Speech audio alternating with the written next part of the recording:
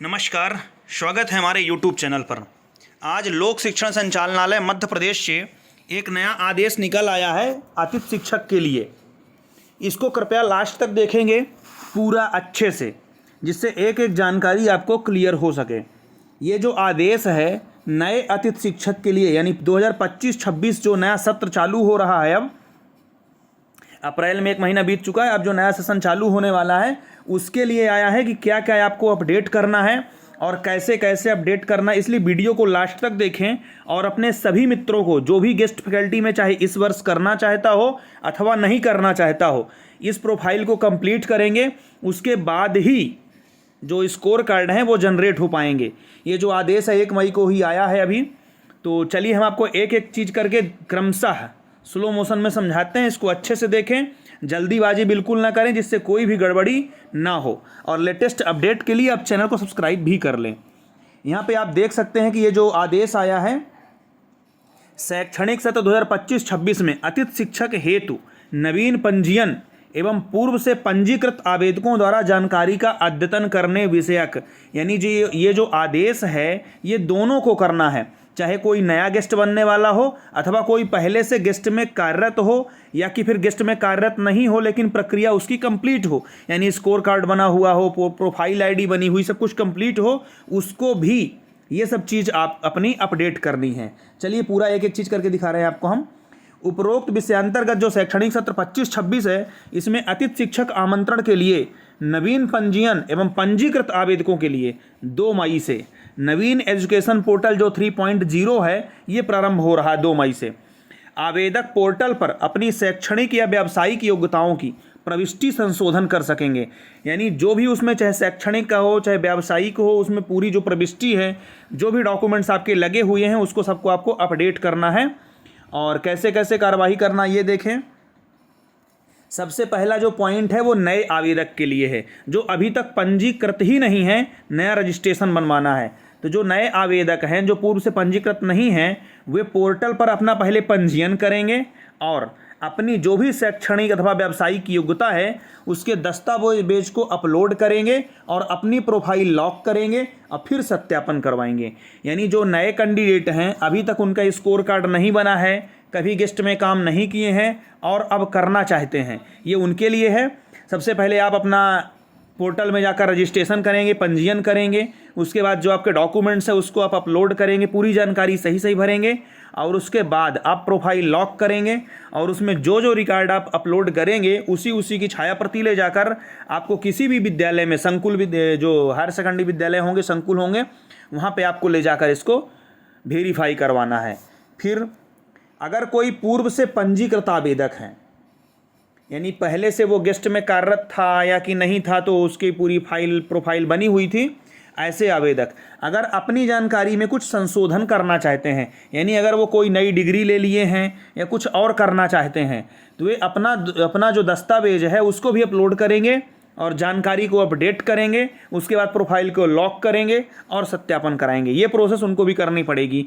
उसके बाद ऐसे आवेदक जो पूर्व से पंजीकृत हैं और जानकारी में भी संशोधन नहीं है, उन्हें भी अपनी शैक्षणिक या व्यावसायिक योग्यता के दस्तावेज अपलोड करना पड़ेगा और पुनः प्रविष्टि चेक करेंगे, वो भी प्रोफाइल लॉक करेंगे और सत्यापन कराएंगे।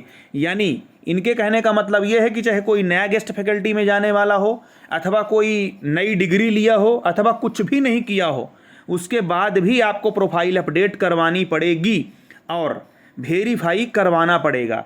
इस चीज़ को थोड़ा अच्छे समझ लेंगे। कोई ये ना माने कि हम गेस्ट फैकल्टी में हैं, काम कर रहे हैं, हमारा सब कुछ वेरीफाई है तो हमको कुछ नहीं करना। ये जो प्रक्रिया है सबको करनी पड़ेगी, चाहे वो गेस्ट में कार्यरत हो अथवा नहीं हो, कोई डिग्री लिया हो अथवा नहीं लिया हो, जो भी पुरानी डिग्रियां उसकी चढ़ी हुई हैं, उसमें जिसका भी रिकॉर्ड में नंबर चढ़ा हुआ है वो पूरा उसको अपडेट करवाना है। यहाँ पे आप देख लेंगे, अर्थात अतिथि शिक्षक के रूप में कार्य करने के इच्छुक समस्त आवेदक, चाहे किसी भी प्रकार के आवेदक हों, चाहे वो नए कैंडिडेट हों चाहे वो पुराने कैंडिडेट हों, सबको पोर्टल पर दस्तावेज अपलोड करवाना है और दस्तावेज सत्यापन का कार्य कराना अनिवार्य होगा। यानी ये सभी के लिए है, चाहे कोई नया व्यक्ति हो चाहे वो पुराना व्यक्ति हो। करना क्या है फिर आगे, जो आवेदक होंगे वो दस्तावेज अपलोड करेंगे, उसके बाद किसी भी संकुल में जाएंगे और मूल दस्तावेज से सत्यापन होगा। ये ध्यान रखना है आपको। आप जो मार्कशीट के नंबर चढ़ेंगे, 10वीं होगा, 12वीं होगा, ग्रेजुएशन होगा, पीजी होगा, बीएड होगा अथवा डीएड होगा, जो भी उसमें चढ़ा रहेगा, पूरे की ओरिजिनल मार्कशीट प्राचार्य के द्वारा देखी जाएगी। प्राचार्य के द्वारा अथवा प्राचार्य के द्वारा जो भी नियुक्त कैंडिडेट होगा उसके द्वारा, उसके बाद ही वेरीफाई होगा और उसमें वो एक्सेप्ट और रिजेक्ट भी कर सकेंगे। इसलिए इस चीज़ का जरूर ध्यान रखना है, आपको ओरिजिनल मार्कशीट लेकर ही जाना है वेरीफाई करवाने। फिर यदि किसी का नंबर यानी मोबाइल नंबर आपको चेंज कराना है अथवा कुछ और गड़बड़ी है तो उसको भी आप चेंज करा सकते हैं। पूर्व से पंजीकृत आवेदक यदि मोबाइल परिवर्तन करना चाहते हैं तो या तो जिला शिक्षा कार्यालय में अथवा विकासखंड शिक्षा अधिकारी के कार्यालय में, यानी चाहे डीओ ऑफिस आप पहुंच जाएं चाहे अथवा बीओ ऑफिस पहुंच जाएं, वहां पहुंचें और मोबाइल नंबर परिवर्तित करवा लें। ये कब तक होगा ऐसा, यहाँ पे डेट देख लें। जो समस्त आवेदक हैं अपनी शैक्षणिक और व्यावसायिक योग्यता और शिक्षक पात्रता परीक्षा, यानी कोई अगर पात्रता परीक्षा भी पास हो गया है और उसको अपलोड करना है तो ये आवेदक द्वारा करना है 2 मई से लेकर 12 मई के बीच तक, यानी 2 मई से लेकर 12 मई तक आपको ये काम करवा लेना है हर हाल में। ये काम है आवेदक का। जो कैंडिडेट हैं वो अपनी प्रोफाइल आईडी अथवा मोबाइल से या कहीं से भी करेंगे, अपने से करेंगे वो 2 मई से लेकर 12 मई तक। उसके बाद जो आपके सत्यापन की प्रक्रिया है वो चालू हो जाएगी 3 मई से। तो 3 मई से लेकर 13 मई तक ये आपका सत्यापन का कार्य चलेगा। और जो मोबाइल नंबर चेंज कराना चाहते हैं वो भी 2 मई से 12 मई के बीच में ही अपना मोबाइल नंबर चेंज करा लें। ये डेट का विशेष ध्यान रखेंगे क्योंकि अब जो कार्यवाही हो रही है एकदम डेट टू डेट हो रही है, बिल्कुल भी आगे पीछे नहीं हो रही और बड़ी कड़ाई से इस चीज़ का पालन हो रहा है। इसलिए कोई भी गलती बिल्कुल नहीं करें। उसके बाद सामान्य निर्देश समझ लें क्या क्या कराना है। समस्त आवेदकों द्वारा नवीन पोर्टल पर दस्तावेज अपलोड करना है और सत्यापन कराना आवश्यक है।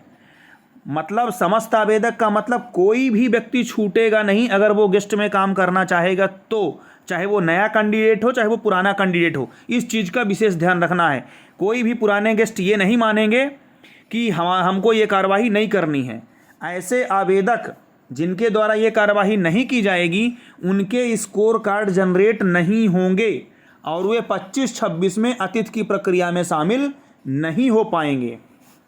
ये विशेष रूप से ध्यान रखेंगे। फिर जो संकुल प्राचार्य आवेदकों के दस्तावेज सत्यापन का कार्य करेंगे वो सावधानी पूर्वक करेंगे, माने कोई भी गलती नहीं होनी चाहिए। अगर त्रुटिपूर्ण सत्यापन हुआ अथवा कोई भी लापरवाही होती है तो संकुल प्राचार्य के विरुद्ध अनुशासनात्मक कार्यवाही भी की जाएगी। जैसे अगर कोई संकुल प्राचार्य द्वारा आवेदक की अपूर्ण प्रशिक्षण योग्यता यानी बीएड उसका कंप्लीट नहीं हो, 1 वर्ष ही पूर्ण हो और अगर प्राचार्य वेरीफाई कर देता है तो उसमें भी उसको कार्यवाही होनी है। संकुल प्राचार्य द्वारा बिना मूल दस्तावेजों के सत्यापन की कार्यवाही नहीं की जाएगी। ये विशेष रूप से कहा जा रहा है इस बार। बिना ओरिजिनल मार्कशीट देखे वेरीफाई नहीं करना है।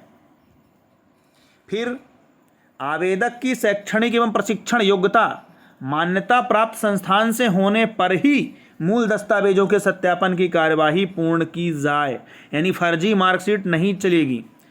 उक्त कार्यवाही का स्थानीय स्तर पर व्यापक प्रचार प्रसार भी करें, माने सब लोग जागरूक हो जाएं, सबको जानकारी मिल जाए। इसके लिए आप वीडियो को अच्छे से सबके पास शेयर कर दें जिससे पूरी इन्फॉर्मेशन सब तक पहुंच जाए। और जो नवीन पंजीयन है और पूर्व से पंजीकृत समस्त आवेदक हैं पोर्टल पर दस्तावेज अपलोड करेंगे, प्रोफाइल संशोधन करेंगे एवं अपडेट की संपूर्ण कार्यवाही सुरक्षित भी कार्यवाही करेंगे। इसका मैनुअल पत्र संलग्न है और विस्तृत दिशा निर्देश परिशिष्ट 1 पर भी संलग्न है। इसको अच्छे से आप देख लेंगे, हम थोड़ा थोड़ा बताते हैं इसको आगे। सबसे पहले इसको देख लें आपको करना क्या क्या है। जो पूर्व से पंजीकृत हैं एवं नवीन पंजीयन हैं आवेदक के लिए एजुकेशन पोर्टल 3 पर जाएंगे और आवश्यक कार्यवाही ये कर सकते हैं। उसके बाद आवेदक जो पूर्व पंजीयन में दर्ज मोबाइल नंबर का उपयोग कर OTP के माध्यम से वेरीफाई करेंगे। इसके उपरांत पूर्व पंजीयन में दर्ज सामान्य जानकारी प्रदर्शित होगी। जो पूर्व पंजीयन है उसमें जो भी नंबर आपके चढ़े होंगे, जो डिग्री चढ़ी होंगी वो सब वहाँ पे प्रदर्शित होंगे। उसके बाद जो नवीन पंजीयन है आवेदक अपनी समग्र आईडी को पोर्टल पर दर्ज करेंगे, यानी समग्र को भी वेरीफाई करना है यहाँ पे। और समग्र में दर्ज रजिस्टर्ड मोबाइल नंबर पर प्राप्त OTP के माध्यम से उसको वेरीफाई करना है। फिर समस्त आवेदकों को स्वयं की समग्र आईडी से eKYC भी कराना होगा। जिन आवेदकों की ई-केवाईसी नहीं है तत्काल समग्र की वेबसाइट पर जाकर ई-केवाईसी की कार्यवाही कर लें। यानी समग्र की भी ई-केवाईसी होना बहुत ज़रूरी है। फिर नेक्स्ट क्या कह रहा है, आवेदक स्वयं का 9 अंकों का स्वयं का समग्र आईडी दर्ज करेंगे। उसके बाद समग्र में दर्ज मोबाइल नंबर पर ओटीपी जाएगी और उसका सत्यापन होगा। उसके बाद आवेदक पोर्टल पर पूर्व से पंजीयन की जानकारी एवं समग्र आईडी में दर्ज जानकारी का सावधानीपूर्वक मिलान करेंगे। उसके बाद ही जानकारी को वेरीफाई करें। यानी आपको जल्दीबाजी में ये काम कोई नहीं करना है, एकदम स्लो मोशन में बढ़िया समझ समझ के करना है। उसके बाद क्या कह रहा है ये, आवेदक का जो सामान्य पंजीयन है और समग्र की जानकारी है उसके सत्यापन उपरांत नवीन आईडी भी जनरेट होगी आपको। इसमें आवेदक नवीन यूजर आईडी के माध्यम से पासवर्ड तैयार कर रजिस्टर्ड मोबाइल पर ओटीपी से वेरीफाई भी करेंगे। फिर दस्तावेज अपलोड कैसे कैसे करना ये थोड़ा समझ लें। जो नवीन आवेदक हैं वो अपनी प्रोफाइल से शैक्षणिक व्यावसायिक योग्यता तथा मध्य प्रदेश शिक्षक पात्रता परीक्षा 2018 अथवा उसके बाद की जानकारी दर्ज करेंगे और समस्त दर्ज जानकारी के दस्तावेज भी अपलोड करेंगे। पूर्व से पंजीकृत आवेदक प्रोफाइल में दर्ज जानकारी जिसमें संशोधन करना है उस जानकारी को वहां से डिलीट करेंगे और सही जानकारी को जोड़ देंगे। जो नवीन अर्जित शैक्षणिक व्यावसायिक योग्यता है तथा मध्य प्रदेश शिक्षक पात्रता परीक्षा 2018 अथवा उसके बाद की दर्ज की जानकारी है उसको अपडेट करेंगे। यानी ये पूर्व से कैंडिडेट जो जुड़े हुए हैं उनके लिए बोल रहा है कि यदि कोई वो अपनी जानकारी को अपडेट करना चाहते हैं तो पहले पुरानी वाली जानकारी को डिलीट कर दें और फिर नई वाली जानकारी को जोड़ दें। चाहे वो कोई डिग्री वाली हो, यानी कोई भी डिग्री नहीं कर लिए हो, अथवा पात्रता परीक्षा में अगर कुछ संशोधन हुआ हो या कि कोई नई परीक्षा पास किए हों उसको भी ऐड करना है उनको। उसके बाद क्या कह रहा है, आवेदक प्रोफाइल एवं दर्ज समस्त शैक्षणिक व्यावसायिक योग्यता तथा मध्य प्रदेश शिक्षक पात्रता परीक्षा 2018 एवं उसके उपरांत आमंत्रित पात्रता परीक्षा उत्तीर्ण दस्तावेजों को अपलोड भी करेंगे। यानी आपको जो प्रोफाइल में है उसमें समस्त शैक्षणिक रिकॉर्ड लगाना है, अगर कोई व्यावसायिक योग्यता है तो वो लगाना है, और मध्य प्रदेश शिक्षक पात्रता परीक्षा 2018 वाला अथवा उसके बाद जो भी आप क्वालिफाई किए हों जिस सन में उसको आपको अपलोड करना है। उसके बाद बिना दस्तावेज अपलोड किए कोई भी जानकारी अपडेट नहीं होगी। बिना दस्तावेज अपलोड किए कोई भी जानकारी अपडेट नहीं होगी। यदि किसी आवेदक कोई जानकारी को अपडेट नहीं करनी है तो भी उन्हें उनके द्वारा पूर्व में दर्ज जानकारी के दस्तावेज अपलोड करने होंगे। यानी अगर कोई गेस्ट फैकल्टी में कार्यरत है कोई भी व्यक्ति और कोई भी डिग्री नई नहीं लिया, सब पुरानी डिग्री से चल रहा है, उसको भी पूरी जानकारी अपडेट करनी है और पूरे रिकॉर्ड अपने अपलोड करने हैं। उसके बाद ही उसका सत्यापन कराना होगा। समस्त आवेदक जिले, ब्लॉक एवं संकुल की पैनल मेरिट सूची में सम्मिलित होने के लिए जिले, ब्लॉक एवं संकुल का चयन करेंगे। पूरे आवेदक जो है वो जिले में, ब्लॉक में और संकुल की पैनल मेरिट सूची जो बनेगी उसमें शामिल होने के लिए अपने जिले को, ब्लॉक को और संकुल का भी चयन करना है। उसके बाद आवेदक द्वारा जानकारी दर्ज करने एवं दस्तावेज अपलोड करने के उपरांत ओटीपी के माध्यम से प्रोफाइल भी लॉक होगा, वो भी अच्छे से करना है। उसके बाद क्या कह रहा है, आवेदक जो लॉक प्रोफाइल का प्रिंट है उसको निकालेंगे और सत्यापन के लिए प्रोफाइल में दर्ज समस्त मूल दस्तावेजों के साथ किसी भी संकुल प्राचार्य से सत्यापन करा सकेंगे। संकुल प्राचार्य द्वारा आवेदक के सत्यापन वेरीफाई के उपरांत यदि आवेदक निर्धारित समय सीमा में अर्जित योग्यता अर्जित दर्ज करना चाहता है तो वह अपनी प्रोफाइल को ओटीपी के माध्यम से अनलॉक कर सकेगा, किंतु यह कार्यवाही अपडेशन के लिए पोर्टल की अंतिम दिनांक तक ही कर सकेंगे।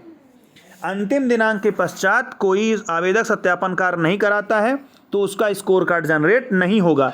यानी ये जो पूरा काम है ये डेट के पहले पहले आपको करा लेना है।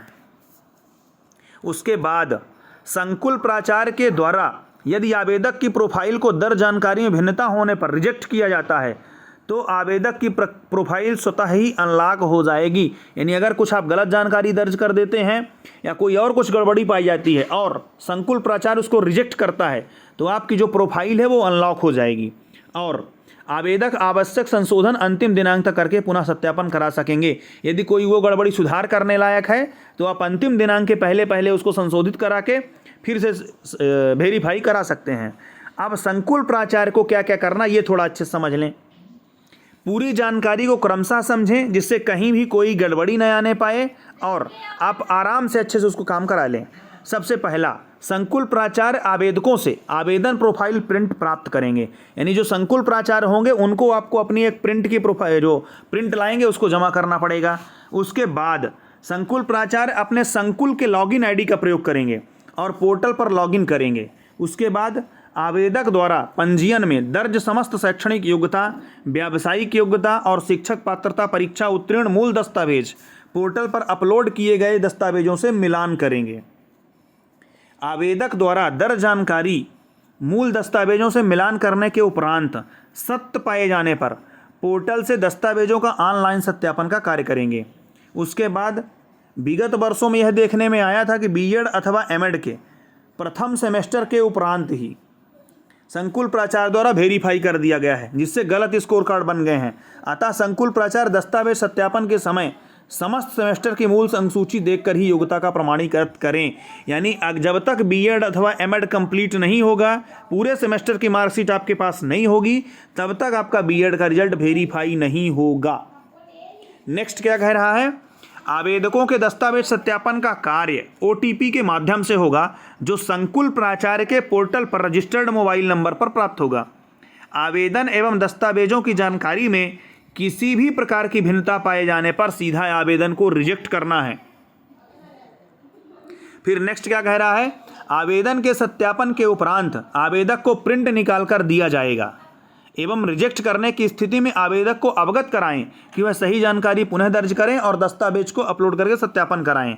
उसके बाद क्या कह रहा है, आवेदन में दर्ज किए गए दस्तावेजों की छाया प्रति कार्यालयीन अभिलेख में संधारित भी करेंगे, भविष्य में आवश्यकता होने पर इसकी जानकारी प्राप्त की जा सके। यानी एक प्रति आपको ले जाकर उसकी फोटो कॉपी भी स्कूल में जमा करनी है जहाँ से वेरीफाई होगा। उसके बाद बीओ ऑफिस द्वारा क्या कार्यवाही होगी, पूर्व से जो पंजीकृत आवेदक हैं उसके मोबाइल नंबर बंद हो जाने की स्थिति में जिला शिक्षा अधिकारी अथवा विकासखंड शिक्षा अधिकारी अपने लॉगिन आईडी से मोबाइल नंबर भी चेंज कर सकेंगे। फिर आवेदक से प्राप्त आवेदन के माध्यम से पूर्व पंजीयन में दर्ज मोबाइल नंबर एवं नवीन जानकारी का मिलान करेंगे और संतुष्ट होने पर ही मोबाइल नंबर परिवर्तित करने की कार्यवाही करेंगे। आवेदक की अंक सूची एवं आधार की छाया प्रति को कार्यालयीन अभिलेख में संधारित करेंगे। ये विकास खंड शिक्षा अधिकारी अथवा जिला शिक्षा अधिकारी द्वारा की जाने वाली कार्यवाही है। यानी अगर किसी को भी मोबाइल नंबर चेंज कराना है तो इस प्रक्रिया से गुजर कर वो अपना मोबाइल नंबर चेंज करा सकते हैं। उसके बाद देख लेंगे मैनुअल कैसा कैसा है, आपको क्या क्या करना है। आपको स्कूल एजुकेशन पोर्टल 3.0 में जाना है। उसके बाद गेस्ट टीचर की जो प्रोसेस होगी वहाँ से ऐसे ऐसे गुजरना है। यहाँ पे आप देख सकते हैं, पूरी प्रक्रिया को क्रमशः ध्यान से समझें जिससे कोई भी गड़बड़ी ना हो। सबसे पहले आपको क्या करना है, सर्वप्रथम आवेदक एजुकेशन पोर्टल 3.0 वेबसाइट पर जाएंगे और इस पर अपने ब्राउज़र पर इसको खोलेंगे एजुकेशन पोर्टल 3 पर। उसके बाद गेस्ट फैकल्टी पर जाकर लॉगिन पर क्लिक करेंगे। यानी सबसे पहले आपको एजुकेशन पोर्टल 3.0 खोलना है और उसके बाद गेस्ट फैकल्टी में जाकर आपको लॉगिन करना है। उसके बाद क्या करना है, फिर लॉगिन करने के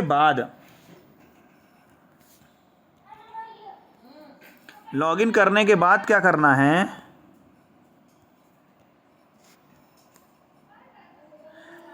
सर्वप्रथम जो आवेदक हैं अपने पूर्व में पंजीयन में दर्ज मोबाइल नंबर को एंटर करेंगे।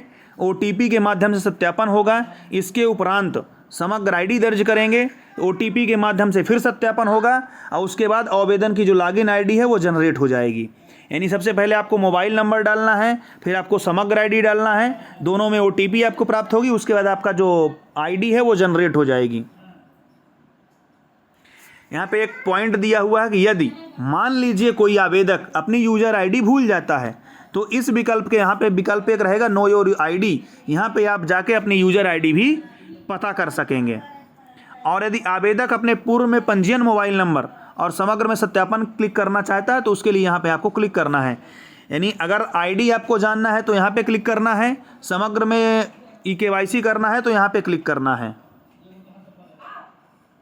उसके बाद नवीन पंजीयन हेतु आवेदक, जो नए पंजीयन वाले हैं वो न्यू एप्लीकेंट पर जाएंगे। यहाँ पे न्यू एप्लीकेंट का ऑप्शन मिलेगा और वहाँ पे जाके अपने समग्र के माध्यम से सत्यापित करेंगे। उसके बाद जो पूर्व से पंजीकृत आवेदक हैं वो एग्जाइटिंग एप्लीकेंट पर विकल्प का चयन करेंगे और मोबाइल के माध्यम से अपनी जानकारी का सत्यापन करेंगे। इस प्रकार इसको पूरा कंप्लीट करके वेरीफाई ओटीपी करेंगे। फिर उसके बाद आवेदक पूर्व में दर्ज जानकारी का अवलोकन करेंगे अच्छे से, और उसके बाद अपनी समग्र आईडी दर्ज करेंगे। समग्र में जो लिंक रहेगा मोबाइल नंबर, उस पर ओटीपी जाएगा और उसे समग्र को फिर वेरीफाई करेंगे। फिर उसके बाद समग्र सत्यापन के उपरांत जो आवेदक हैं उसकी नवीन यूजर आईडी और पासवर्ड भी जनरेट हो जाएगा। जैसे ही आप इतना करेंगे तो आपकी नई आईडी और पासवर्ड जनरेट हो जाएगा। उसके बाद आप जाकर अपने डॉक्यूमेंट अपलोड करेंगे। आवेदक अब नवीन पासवर्ड जनरेट करने के लिए पूर्व में दिए यूजर आईडी और पासवर्ड व नवीन पासवर्ड को प्रविष्ट करेंगे और ओटीपी के माध्यम से सत्यापित करेंगे और पुनः लॉगिन करेंगे। फिर आपको यहाँ पे नए ओटीपी और नए पासवर्ड से लॉगिन करना पड़ेगा। उसके बाद आप इंटर कर जाएंगे अंदर। फिर आवेदक अपनी यूजर आईडी और नवीन पासवर्ड दर्ज कर यहाँ से लॉगिन करके फिर अंदर प्रवेश कर जाएंगे। उसके बाद लॉगिन के उपरांत यूजर रोल अनुसार डैशबोर्ड प्रदर्शित हो जाएगा। आवेदक की प्रक्रिया के लिए गेस्ट फैकल्टी मैनेजमेंट पर क्लिक करना होगा, जो कि आपको यहाँ पे दिखेगा। ये आप अच्छे से देख ले। आप यहाँ पे आपको जाएंगे तो गेस्ट फैकल्टी मैनेजमेंट सिस्टम दिखेगा, यानी GFMS पोर्ट जो रहेगा वो यहाँ पे दिखेगा। इसको क्लिक करके आगे अच्छे से क्लिक करेंगे। कोई भी गलती ना हो विशेष रूप से ध्यान रखेंगे, नहीं बड़ी समस्या आएगी फिर आगे चल के। अब जो अपडेट का इन्फॉर्मेशन है, इस विकल्प के माध्यम से आवेदक अपनी योग्यता संबंधी जानकारी अपडेट करेंगे और OTP के माध्यम से सत्यापित करेंगे। फिर प्रोफाइल लॉक होगा। योग्यता संबंधी जानकारी को अपडेट करेंगे और दस्तावेज अपलोड करके सेव एंड नेक्स्ट पर बटन पर क्लिक करेंगे। ये कोई काम अच्छे से करेंगे, यानी किसी एक अनुभवी व्यक्ति से बैठकर करवाना है। ऐसा नए कैंडिडेट से नहीं करेंगे जिसको जानकारी ना हो और जल्दीबाजी में गड़बड़ हो जाए। जो ये काम कर रहा हो उसी की दुकान में अच्छे से बैठ के और आपको करवाना है ये काम। यदि जानकारी है तो आप स्वयं कर सकते हैं इसको अच्छे से देख के। इस प्रकार आपका पूरा पोर्टल खुल जाएगा। आप ये सब भर सकते हैं, आपका क्वालिफिकेशन और कोर्स सब्जेक्ट जो भी आपको बोर्ड यूनिवर्सिटी जो भी आपको भरना हो, यहाँ पे पूरे रिगार्ड आपको अच्छे से जोड़ देना है एक एक करके। यहाँ पे आप देख सकते हैं सेव एंड नेक्स्ट करते चलना है और आगे जोड़ते चलना है। TET संबंधी जानकारी को अपडेट करेंगे और दस्तावेज अपलोड फिर करेंगे। सेव एंड नेक्स्ट पर फिर बटन पर क्लिक करेंगे। उसके बाद इस प्रकार पूरा ये आपका खुलेगा कि आप किस ईयर में पास हुए हैं, किस सब्जेक्ट से हुए हैं, किस पैनल में हैं, कैटेगरी आपकी क्या है, क्वालिफिकेशन स्कोर क्या है, और आपको फिर डॉक्यूमेंट भी अपलोड करना है और ऐड करना है यहाँ पे आपको। फिर सेव एंड नेक्स्ट करके आपको आगे बढ़ जाना है। फिर पैनल मेरिट लिस्ट संबंधी जानकारी को अपडेट करना है और स्वसत्यापन करने के उपरांत OTP के माध्यम से सत्यापन के पश्चात प्रोफाइल को लॉक बटन पर क्लिक करना है और इस प्रकार अच्छे से आपको अपडेट करवाना है। ये इस प्रकार OTP आएगा, फिर आपको वेरीफाई करना है। फिर ई-केवाईसी संबंधी जानकारी देखें और उसके आवेदन को भी डाउनलोड कर प्रिंट कर लें। ये इस प्रकार फिर आपकी जानकारी निकल के आएगी, उसको आपको प्रिंट कर लेना है। फिर जनरेट स्कोर कार्ड, इस विकल्प के माध्यम से आवेदक संकुल स्तर से अपने आवेदन के सत्यापन के पश्चात अपना स्कोर कार्ड जनरेट कर सकता है। इस विकल्प है, इसके माध्यम से आवेदक जो हैं वो संकुल स्तर से अपने आवेदन के सत्यापन के पश्चात अपना स्कोर कार्ड जनरेट कर पाएंगे। फिर व्यू प्रोफाइल आपको देखना है। इस विकल्प के माध्यम से आवेदक जो है अपनी प्रोफाइल को देख भी सकते हैं और प्रिंट भी कर सकते हैं। फिर ये पूरा फिर एक नया सिस्टम चालू हो जाएगा। उसी प्रकार आपको पूरा प्रिंट और डाउनलोड हो जाएंगे। सर्वप्रथम एजुकेशन पोर्टल पर जाएंगे और ये पूरा अपना करेंगे। इसको अच्छे से देख लेंगे एक बार।